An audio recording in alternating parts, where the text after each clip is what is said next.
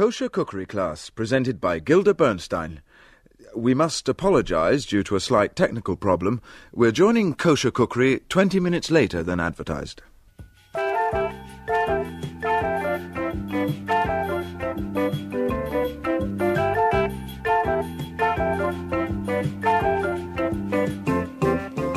you are. Have you got any idea of the time? You know the programme starts 7 o'clock regular. You know this. I got a lot of letters asking me to do a pot roast. I was going to show you. Now what? You want to see cinders? I can show you cinders. 'Cause that's all that's left of the pot roast. Cinders. And you know why? Because that's what happens to a pot roast when you're 20 minutes late.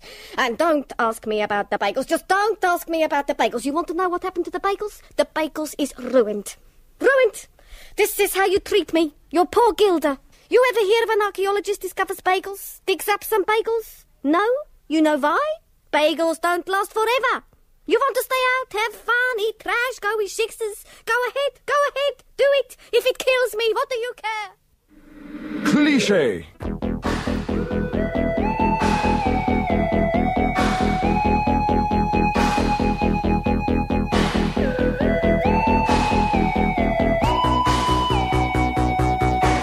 Welcome to Cliché, starring Carol Heyman, Nick Maloney, Simon Malloy and Brian Southwood.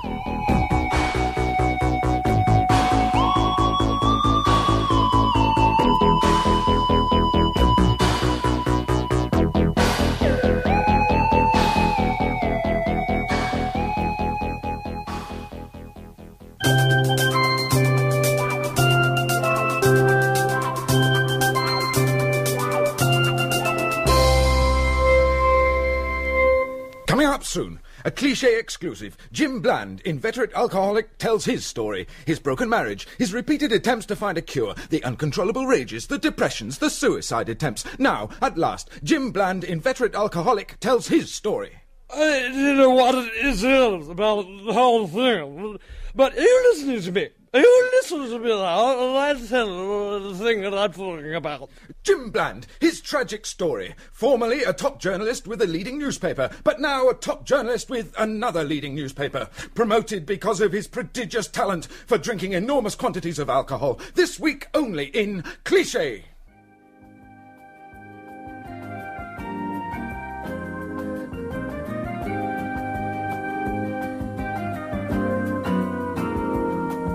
Summer's almost here and you still haven't planned your holiday? You're probably tired of all the usual continental resorts.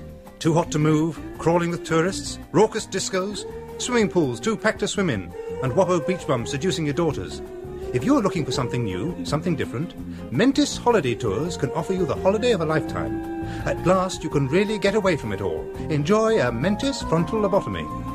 Our highly skilled medical staff will remove a small part of your brain, and the gateway to your own private happy land will open to you.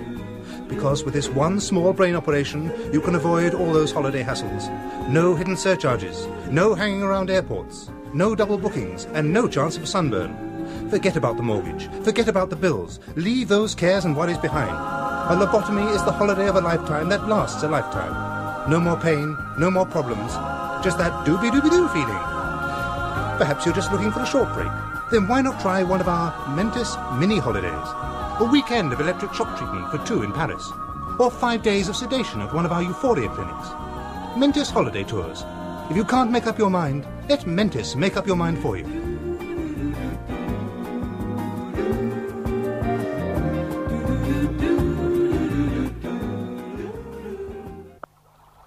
I am standing by the banks of Loch Ness, the reputed home of the Loch Ness monster. Does this creature in fact exist, or is she merely a device contrived and sustained by the Scottish Tourist Board? Today I am about to administer the ultimate test. I have with me a piece of apparatus, the hydroscope, which, when placed into the water, will project my voice throughout the entire length and depth of the Great Loch. Nessie, can you hear me, girl? I, Hamish Angus Fraser MacDonald, am prepared to pay you, the Loch Ness monster, for tangible evidence of your existence. I have the money with me here, in this briefcase. I am prepared to pay you £1. 1 crisp Scottish pound note is yours for the taking if you care to surface and collect it now. Can you hear me, Nessie? 1 whole Scottish pound. Well, ladies and gentlemen, if Nessie were a true Scot, surely she would have collected that pound in a flash. At last, conclusive proof that the Loch Ness Monster doesn't... Okay, 2. What? I'm asking for £2. Is that you, Nessie? I'm saying nothing till I get my money. Is that someone missing a boot? My lips are sealed till I get the cash. Ach, you money-grabbing, black, slithery wee beastie. £1's the offer, take it or leave it. £2, that's my last word. Ach, you miserly, stingy, tight-fisted, pinching, grasping, illiberal, empty-handed, giftless, mercenary wee beastie. £1 10p, and that's my final word. £1.50, I'll come no lower. At last, ladies and gentlemen, conclusive proof that the Loch Ness Monster does not exist. £1.45p. Does not exist. The controversy can cease. The legend dies. The Loch Ness Monster does not exist. This is Hamish Fraser Angus MacDonald reporting from Loch Ness. And it's back to the studio. Make it £1.30. You wee beastie, I'm telling you nothing. Don't look at me with those great yellow baleful eyes of yours. You don't exist as far as I'm concerned, and you get no more money out of me.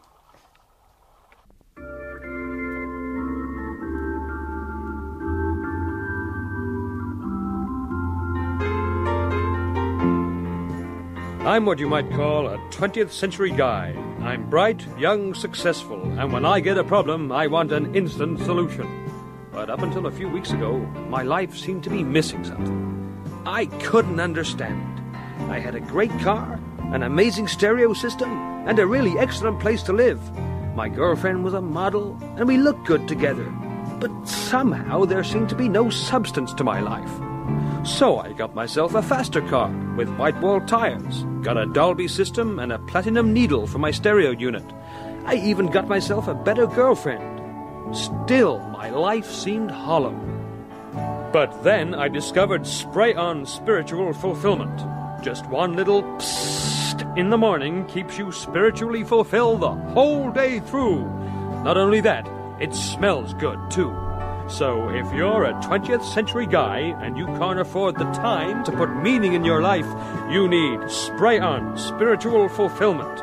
Now in handy roll-on packs too.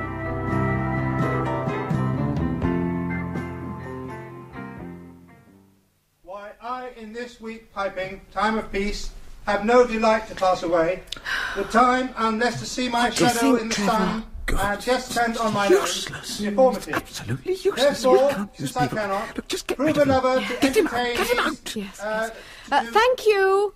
Thanks, Dennis, Dennis. I was a bit nervous.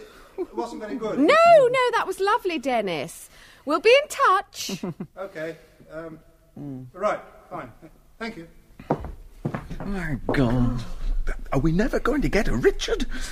We start rehearsals in 2 weeks' time. Okay, next, please. Hi. I'm up for Richard III, and at the moment I'm appearing... Yes, just relax, Nick. Now, take it from Act 1, Scene 1. Now is the winter, okay? Okay. God, Okay. another clown. Give him a chance. He looks right. What are you talking about? Richard III's a deformed lunatic. Mm-hmm. Okay. Okay, now is that Okay? Okay. Okay. Right. Here we go. Now is the winter of our discontent. Made glorious summer. God, what on earth is it? Hold it. Stop him, Nick, stop him. Nick, hold it. Sorry. Yes. What? Why, my dear boy, are you reading it like that? Like what? In that funny voice? Sorry. What's the problem? I'm not funny enough. What? Oh, how about this? No, is a winter of our no. discontent. God, no, wait Nick, a minute. um, What's his name? Nick, Nick Maloney. Nick. Look, could we drop the funny voice? What? Altogether? Yes. Yes. Okay, you're the director. Quite. Just straight then? Straight. Just a straight, ordinary voice? No!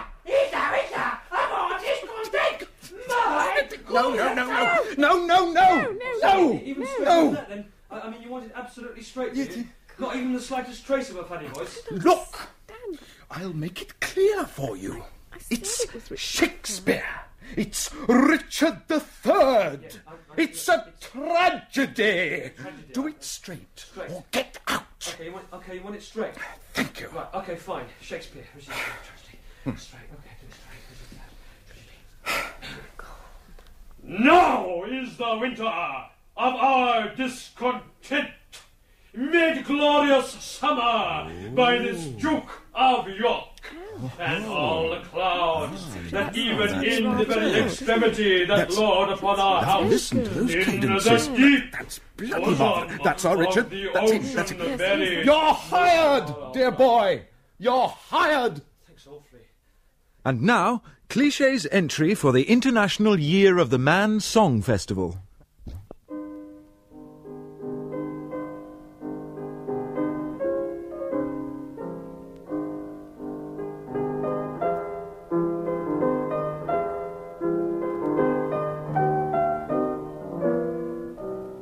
Hello, and welcome to How Do You Do, the new quiz game testing your knowledge of etiquette.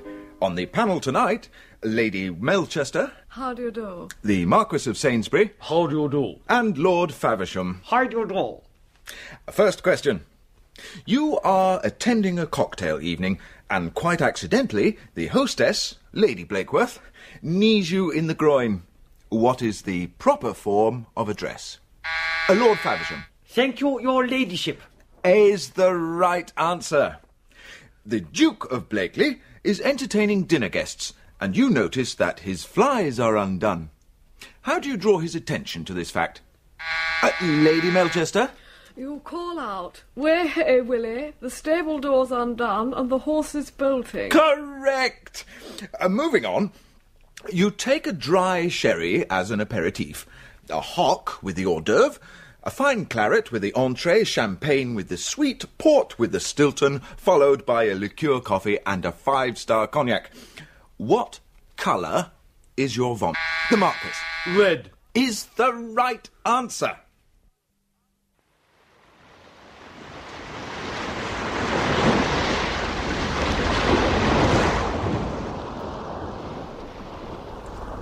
The world of nature. The ocean depths. For many years, marine biologists have speculated over the existence of an identifiable language among certain species of marine life.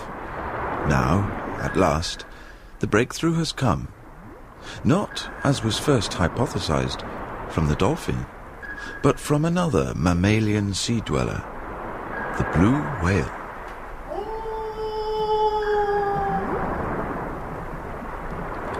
As yet, only a simple grasp of basic syntax and meaning structure has been achieved.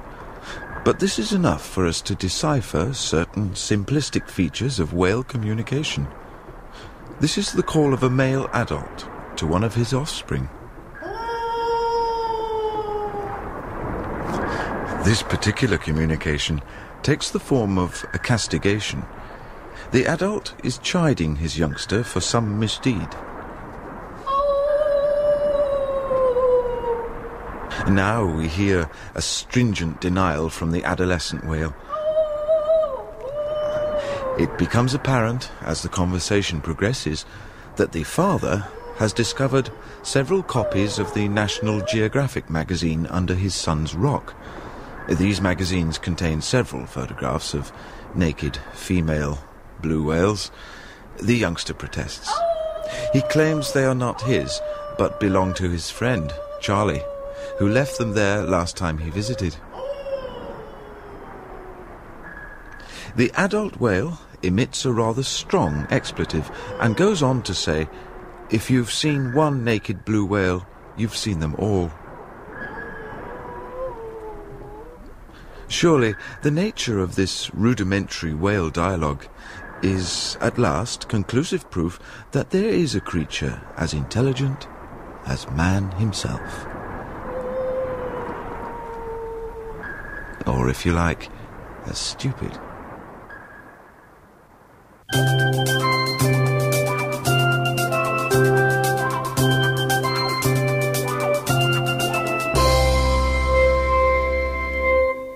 And coming up soon, Simon Malloy will be talking to film director Steven Spielberg about his latest film, the extra, very, very special, this is absolutely the last time I'm going to do it, edition of Close Encounters of the Third Kind.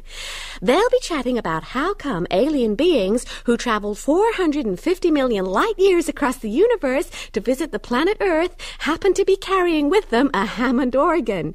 They'll be looking at credibility in the modern cinema. Everybody, from time to time, worries about their breath, and you can't always guarantee perfect dental hygiene. So what can you do? Well, we at the Dental Research Laboratories have been looking into the problem, and we've come up with a solution. Sprocco nose plugs. Simply insert them up the nose of the person you're talking to, and forget your oral hygiene problem. Sprocco nose plugs. Use them. I do. Gentlemen, you will be delighted to learn that I have with me the results of the history examination.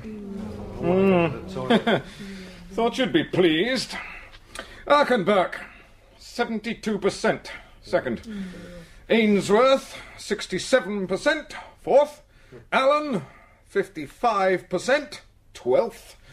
Barnes, 84%, top. Binkins, 5%. Bottom.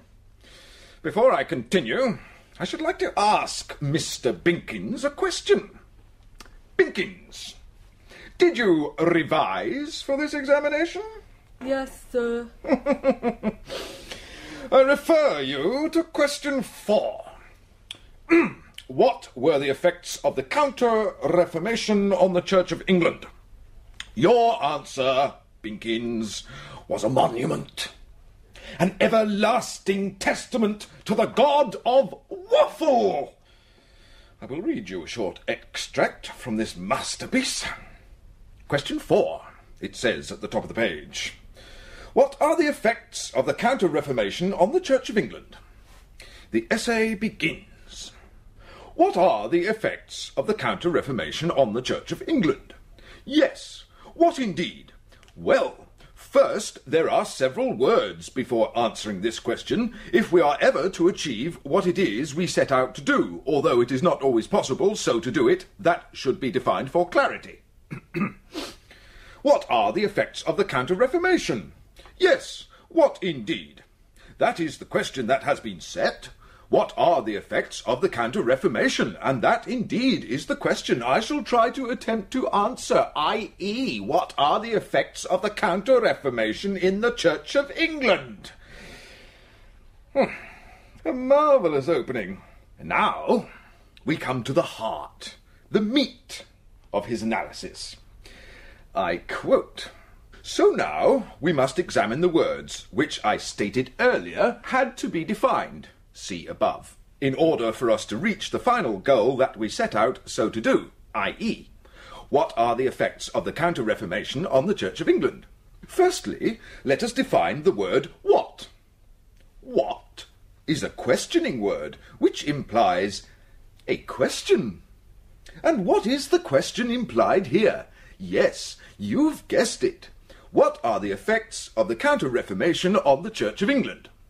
On now to the second word, R. A-R-E. R can often have several meanings. For instance, e.g., if you have a sore throat, a doctor can often ask you to say, ah. However, moreover, also to indeed, here it means something quite different, i.e., A-R-E, a verb meaning to are. The third word, the, moreover, to, also as well as indeed quite clearly another kettle of fish. Moving on, we reach the words Counter-Reformation. And none too soon, eh? The real heart and meat of the question we are answering. To refresh your memory, should the reader need reminding, what are the effects of the Counter-Reformation on the Church of England? We are now in a position to answer that question. The effects of the Counter-Reformation on the Church of England was absolutely amazing. Really mind-boggling. So much so that even now today we are still asking that question, what were those effects? And this is something that happened ages ago. I mean like the olden days, you know, just before the First World War, even before the Beatles. You know, when Henry VIII and Napoleon were around. Anyway, those effects, I just can't tell you how incredible they were. Wow! But the thing that really bugs me is how can we, living today, talk about something that happened when we weren't there? I mean, like sometimes you see a football match on TV and you think it was a really great game, but then you talk to someone who went to the game and they say it was really boring. So all we can say from where we are, those effects look really incredible, mind-blowing. But if you'd been there at the time, who knows, you may never even have heard of the Counter-Reformation. Not everyone was invited. Indeed, you could even have slept through the whole thing. Gentlemen, I give you John Binkins, historian extraordinaire. John Binkins has left Birchwood Comprehensive School and is now a millionaire. His form master, Mr. Griffiths, is still teaching there.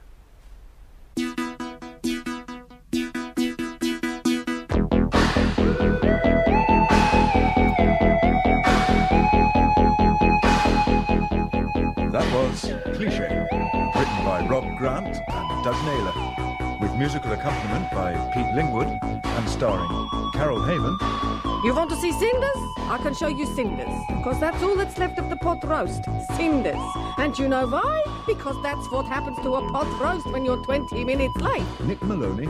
I don't know what it is about the whole thing, but you listen to me. You listen to me now, and I tell you the thing that I'm talking about. Simon Malloy.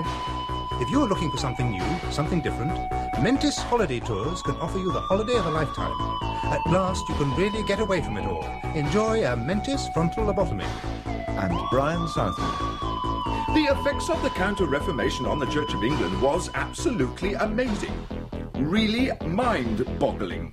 Wow!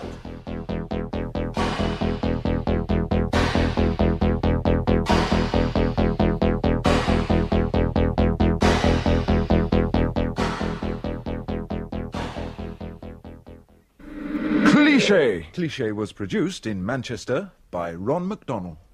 Good night, Mr. MacDonald. And that's the end of Cliche for another week. Some of you may be interested to know a Cliche record is available from most record stores, price £4.99. A book of the series is also on sale, price £3.50. Also available, the Cliche 1500E gas-powered convector heater with a 7-position adjustable vari-speed, price £35.95. Also, the Cliche blue-winged Australian lungfish, with highlights from the series printed on its chin, is on sale at all good hardware shops, price £7.50 per pound. And official members of the Cliche fan club may be interested to know that they are now entitled to special reduced rates at Gibson's shoe repairs and Pollock's drive-in lobotomies. And for those members, this week's secret message from Captain Cliche is oink, oink, ba, ba, growl.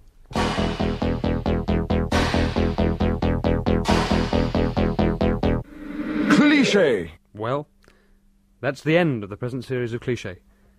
And I'd like to take this opportunity to thank everyone involved. The rest of the cast, the producer, the writers, the people behind the scenes. Because Cliché has had such a dramatic effect on my life and on my career. Thank you. Pass me another bin, Brian. Hey, look! There's some food in this one! Food! Brian! Brian! There's a bit of beef burger! Food! What are you doing next, Brian?